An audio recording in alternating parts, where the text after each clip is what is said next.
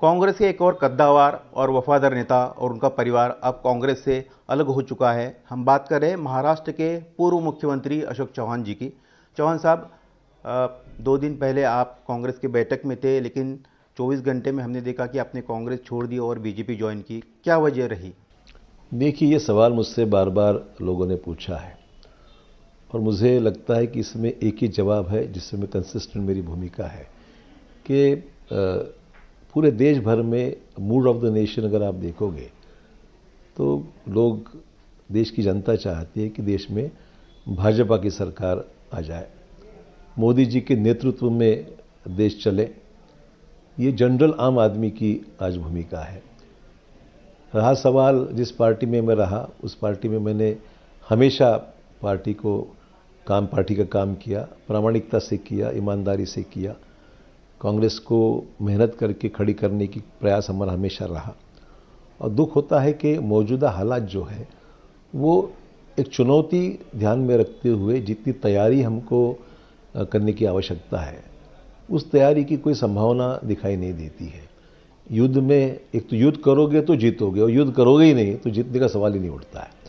तो सवाल आज जो दिखाई दे रहा है कि महाराष्ट्र के मौजूदा स्टेट लीडरशिप के भरोसे कांग्रेस की रिवाइवल, देखो कांग्रेस का भविष्य और लोगों का भविष्य, कांग्रेस के जो लीडर्स हैं उनका भविष्य, ये एक दूसरे से को रिलेटेड है।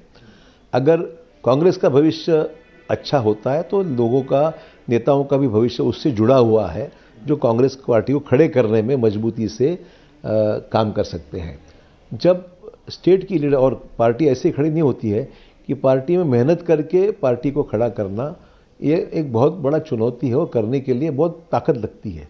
और ख़ास करके जो आप विपक्ष में होते हो तो ज़्यादा ताकत से लड़ना पड़ता है, क्योंकि साधन सामग्री लोगों को तैयार करना ये बड़ा मुश्किल काम है। आज गुजरात में 27 साल से कांग्रेस नहीं है, वह नीचे वर्कर नहीं बचा है गुजरात में, ये वास्तव है। जो भी कारण है, महाराष्ट्र में धीरे धीरे उसी हम लोग लेवल पे जा रहे हैं। कई ज़िले महाराष्ट्र में ऐसे हैं कि जहां कांग्रेस को टिकट लेने के लिए आदमी नहीं है, इसके ऊपर ध्यान देने को किसी को फुर्सत ही नहीं है। तो मेरा ये कहना है कि स्टेट की लीडरशिप को एक इंट्रोस्पेक्शन कर कोई फैसले कर अगर कांग्रेस के जो बलबूते पे कांग्रेस के जो वर्कर्स हैं उनको हम उत्साहित करके, प्रोत्साहित करके अगर हम काम करते हैं, वो काम करेंगे। क्योंकि कांग्रेस जो जिंदा है वो बलबूते पे, हमारे वर्कर्स के बलबूते पे ही जिंदा है। तो वो जिंदा, अगर नीचे का आदमी जिंदा नहीं रहेगा तो कांग्रेस कैसे सर्वाइव हो जाएगी? ये दुर्भाग्य है कि ये कहीं पर भी नज़र नहीं आ रहा है। बोलने के बावजूद कोई सुधार नहीं है, बातें की जाती है, अमल कुछ नहीं होता है। जब अमल नहीं होगा तो फिर टाइम है कहाँ अभी? तो सवाल ऐसा है कि ऐसे सूरत में बेटर है हम किसी को क्रिटिसाइज करने से बेटर कि अपना ही रास्ता कुछ अलग चुन लें। उनको जो मर्जी करना है तो ज़रूर करें, और बाकी तो ठीक है, all the best to them. आप अकेले नेता नहीं हैं। हम पिछले अगर कुछ वर्षों की बात करें, अगर हम हाल ही की बात करें तो महाराष्ट्र में आपके पहले मिलिंद देवरा, बाबा सिद्दीकी छोड़ चुके हैं। आप पहले पूर्व मुख्यमंत्री नहीं है जिन्होंने कांग्रेस, SM कृष्णा ने छोड़ा है। उसके बाद कैप्टन अमरिंदर सिंह इन्होंने छोड़ा है। तो इन्होंने भी कहीं ना कहीं सिस्टम और लीडरशिप के इर्द गिर्द का जो सिस्टम है और कांग्रेस में सुधार नहीं हो रहा है, ठहराव आ गया, इस तरह की बातें कही है। आप तो इतने वफादार हैं, आपके पिताजी भी मुख्यमंत्री थे, आप 2 बार मुख्यमंत्री रह चुके हैं। तो क्या आपने इन बातों को कभी कांग्रेस हाईकमान तक नहीं पहुंचाया, चाहे सोनिया जी हो या राहुल जी हो, कांग्रेस की मीटिंग्स में निश्चित तौर पर अपनी भूमिका हमने रखी कि स्टेट की मौजूदा स्थिति क्या है, ये तो रखा। इंडिविजुअल मैंने कभी किसी की शिकायत करना मेरे नेचर में नहीं है, क्योंकि अपने आप को बहुत नीचा दिखाने वाला मामला है। और मैंने अपने आप को कभी नीचा दिखाकर या किसी के बारे में कुछ कह के मेरा ये आदत नहीं रही है, कोई भी कारण। आज नहीं, जब मिनिस्टर CM था जब भी, हालांकि मेरे के ऊपर पार्टी कलीग से भी कई बार मेरे पे अटैक हुआ है, पर मैंने वो सहन करके मेरा अपना काम सीधा किया। वरना मैं छोड़ता, 10 साल पहले छोड़ता था मैं। इतनी तकलीफों के बावजूद मैंने पार्टी में ईमानदारी से काम किया है और रिजल्ट्स दिए हैं। अगर आप रिजल्ट्स की बात करो तो पूछो महाराष्ट्र के हमारे जो सहकारी, पूछो कि मैंने रिजल्ट्स और उनके रिजल्ट्स आप कंपेयर करो, कहाँ अच्छा रहा, कहाँ नहीं क्यों रहा। तो ताकत से हमने काम किया है। सवाल ऐसा है कि मौजूदा स्थिति में जब चुनौती इतनी बड़ी है और अपॉर्चुनिटी नज़र आ रही है और कुछ भी नहीं करोगे तो जीतोगे कैसे हम? ये समस्या तमाम कांग्रेस के हमारे जनप्रतिनिधियों की है, MLAs की है। जो खुद अपने आप को इनसिक्योर महसूस करते हैं, और आने वाले समय में अगर हम जीत नहीं पाएंगे या फिर गवर्नमेंट बनती नहीं है, माइनॉरिटी में रहते हैं, तो अपना फ्यूचर क्या अगले 5 साल का, ये चिंता सबको लगी हुई है। तो मैं समझता हूं कि ऐसी स्थिति में फिर क्या करें, मुझे बताइए। तो आलोचना करने से बेटर है अपना अपना काम हम करें। आप मिले थे कि आपसे छोड़ने से पहले भी आपकी बातचीत हुई थी क्या, चाहे सोनिया जी से हो या फिर मैंने पार्टी छोड़ने का बात मैंने नहीं कही किसी से, पर मैंने स्थिति, सब मुद्दों को लेकर, मैंने स्थिति के ऊपर हमेशा हर बार मेरी केंद्रीय नेतृत्व को अवगत मैंने किया है।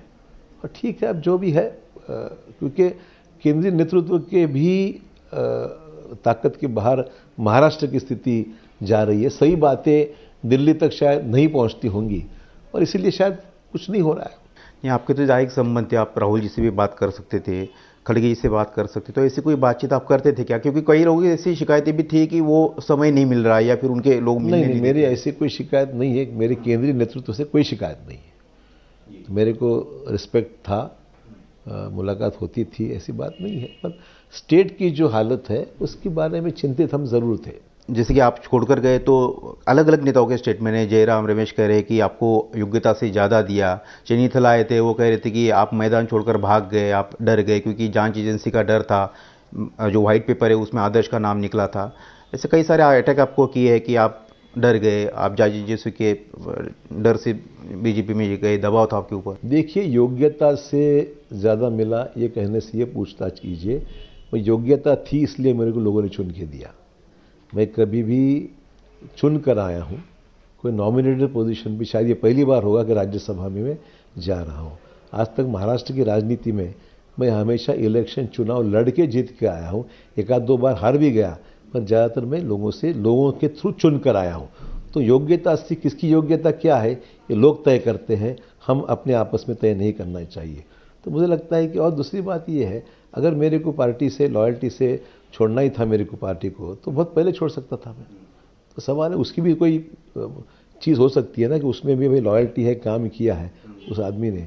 और मेरे इस पे दोष, मैं तो एक छोटा आदमी हूँ, मेरे रहने से और जाने से क्या फ़र्क पड़ता है। आदर्श का हवाला देते हो लोग, तो ठीक है ना भाई, आज आदर्श की बात कब से, 14 साल से वही कर रहे ना, हर चीज़ हर 4-5 साल को वही चीज़ निकालते हैं। उसका क्या है कि what is the issue on that. सवाल ऐसा है कि मैं एक छोटा सा पार्टी का कार्यकर्ता हूँ, मैं पार्टी में रहा क्या या नहीं रहा का, मेरी योग्यता से ज़्यादा मिला है तो ठीक है भाई, और जिसकी योग्यता उसको दीजिए, मुझे कोई शिकायत नहीं, और दिया भी है आपने बहुत सी बार, समझे ना। तो सवाल ये है, मेरी योग्यता की बात कहने से बेटर है ये जो मैं कह रहा हूँ उसमें सच्चाई क्या है ये तो देखिए। ये मेरा आपसे इतना ही कहना है, आप बड़े हैं, आप देश के नेता हैं, तो ये इसमें सच्चाई क्या है इसको देखिए। देखिए, बीजेपी ने आपको पार्टी ज्वाइन किया और आपको राज्यसभा के लिए भेजा। बीजेपी के लोग कह रहे, आप भी कह रहे कि आपके लिए सम्मान की बात है, बड़ी जिम्मेदारी आपको सौंपी है, विश्वास रखा है। आपके पुराने सहयोगी पृथ्वीराज चौहान कहते थे कि आपको यहाँ पे डीसीएम बनना था लेकिन बात नहीं बनी और फिर आपको डिमोशन करके भेजा। नाना पटोले कह रहे कि जो सम्मान कांग्रेस में था वो यहाँ नहीं मिलेगा। मैं मान सम्मान आप अगर किसी को देते हो तो मान सम्मान अपने आप मिल जाता है। देखो, एक चीज़ ऐसी है, मान सम्मान सेल्फ, अगर रिस्पेक्ट दूसरे को दोगे तो दूसरा आपको रिस्पेक्ट जरूर दोगा, और दूसरा का डिसरिस्पेक्ट करोगे तो आपको भी आलोचना वो करेगा। नाना ने बेसिक चीज़ें लाइफ में कभी समझी नहीं होगी, शायद उसका यही आकलन होगा कि वो किसी को भी कैसे भी ट्रीट करे और लोग उनको सम्मान करे, ऐसा नहीं होता। It's not one way traffic, it's two way issue. एक दूसरे का सम्मान करो तो सम्मान बढ़ता है। तो ठीक है, मेरा तजुर्बा क्या रहेगा और मेरी फ्यूचर मेरे साथ है। आज मैं उनको बेस्ट ऑफ लक कहूँगा कि भाई ठीक है, आप जहाँ हैं अच्छा करो, आपको सम्मान मिले, ज़्यादा मिले, जो भी मिलता है वो आपकी योग्यता हो नहीं हो मैं नहीं कहूँगा इसके ऊपर। मेरा सम्मान या मेरा इज्जत या जो भी है आज मेरे तकदीर से जुड़ी हुई है, होगा तो होगा। आप कह रहे कि आप विकास की बात और विकास के मोदी जी के एजेंडे को ध्यान में रखते हुए सकारात्मक राजनीति करते हुए आपने ये फैसला लिया है, फ्यूचर से भी जुड़ा हुआ है आपका फैसला है। लेकिन वो कह रहे कि किसान जो है वो आंदोलन कर रहे हैं और आपको जो है वो ये विकास नहीं दिखाई देता क्या, जो सरकार किसान के खिलाफ है उनको उनकी बात नहीं सुन रही है। सवाल ये है, नाना एक जमाने में पैडी के प्राइस के ऊपर कांग्रेस की सरकार थी, मैं मुख्यमंत्री था, नागपुर के अधिवेशन में धान को पैसा मिलना चाहिए, ऐसे धान का बड़ा ये लेकर कांग्रेस का एमएलए हाउस में लेकर आया और हाउस छोड़ के पार्टी से बीजेपी ज्वाइन कर दिया। ये पूछिए आप नाना को। मैं चीफ मिनिस्टर था और धान की पूरी वो झाड़ लेकर वो पैडी के बांध कर ऐसे हाउस में लेकर आए और धान के ऊपर उन्होंने आवाज़ उठाकर उस दिन उन्होंने पार्टी छोड़ी और बीजेपी ज्वाइन कर दी उन्होंने। हालांकि ये भूलना नहीं चाहिए, ठीक अच्छी बात, उनका वो शायद भूल गया होंगे पेम्बरीज आदमी की। अभी वो वापस बात करते हैं बीजेपी जिस पार्टी में वो थे उसकी आलोचना वो आज कर रहे हैं। तो मेरे ख्याल से लोग आज दोनों कंपेयर करते हैं ना, उसमें आपने क्या बोला, आज क्या बोल रहे हो। एक कंसिस्ट किसानों का मामला इंपॉर्टेंट है, किसानों को समस्याओं पे हल होना चाहिए, किसानों की आत्महत्या कम होनी चाहिए, किसानों के कानून के बारे में सोच समझ के फैसला होना चाहिए। इसमें गलती कुछ नहीं, हर सरकार के सामने इशू आता है। जैसे मराठा का आरक्षण का इशू हर सरकार के सामने मैंने फेस किया है, अब प्रेसिडेंट मौजूदा सरकार यहाँ की फेस कर रही है। तो इश्यूज है, जो इश्यूज को हर इश्यू को पॉलिटिसाइज नहीं करते हुए, ग्राउंड रियलिटी को ध्यान में रखते हुए धोरणात्मक पॉलिसी मैटर्स पे फैसला करके we have to see that the farmers of the country get the proper remuneration of that for the crops और उनकी हालत अच्छी रहे, पर कैपिटल इनकम बढ़े और लोगों को राहत मिले। ये कोई भी सरकार को करना ही पड़ता है। तो आज जो भी हो रहा है मेरे ख्याल से प्रधानमंत्री उसमें ध्यान दे रहे हैं, हल निकलेगा इसमें। चौहान साहब, आप इंडिया अलायंस में अलग अलग लोग जो है वो सीट शेयरिंग को लेकर परेशान है। वहाँ ममता बनर्जी ने अकेले ऐलान कर दिया है, केजरीवाल ने अकेले ऐलान कर दिया है, नीतीश कुमार छोड़कर चले गए।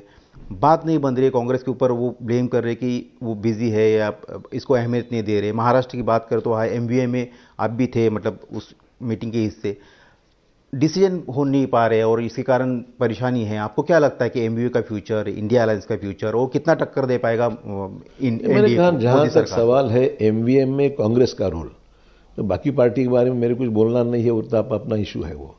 जहां तक सवाल कांग्रेस के रोल का है, कांग्रेस का वहां पर कुछ तैयारी मैंने देखी है